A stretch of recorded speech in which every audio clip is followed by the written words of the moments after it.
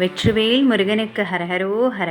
ഇന്ന് ബുധനാഴ്ച രാവിലെ ഭഗവാന് പൂജ ദീപാരാധന എല്ലാം ചെയ്തു.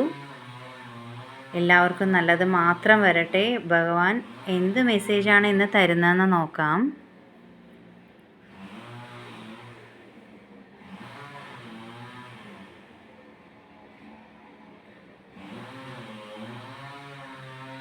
ഭഗവാന്റെ വെയിലാണ് വന്നിരിക്കുന്നത്.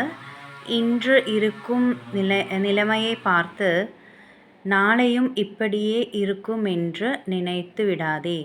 உன் நிலைமையை മാറ്റ എനക്ക് ഒരു നൊടി പോതും.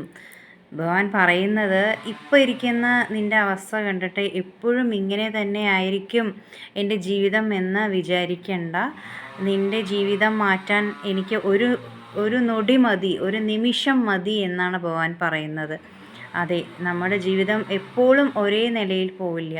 സന്തോഷമുണ്ടെങ്കിൽ ഒരു ദുഃഖം, അല്ലേ? അങ്ങനെയാണല്ലോ ജീവിതം.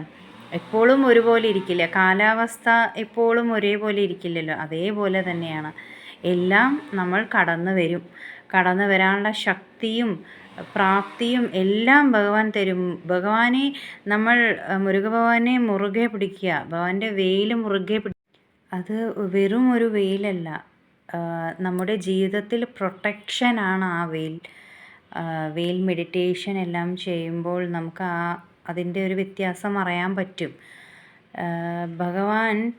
മുരുകഭഗവാൻ നമ്മുടെ കൂടെ എപ്പോഴും ഉണ്ട്. ഓരോ നിമിഷവും നമ്മൾ എത്ര സുരക്ഷിതമായിരിക്കുന്നു, അത് ഭഗവാന്റെ അനുഗ്രഹമല്ലാതെ വേറെ ഒന്നുമല്ല. ഭഗവാൻ കൂടെ ഉള്ളത് കൊണ്ട് മാത്രമാണ് നമ്മൾ ഓരോ നിമിഷവും സുരക്ഷിതരായി ഇരുന്ന് പോകുന്നത്. എല്ലാത്തിനും നന്ദി പറയുക. ഓരോ ശ്വാസം എടുക്കുന്നതിനും നന്ദി പറയുക.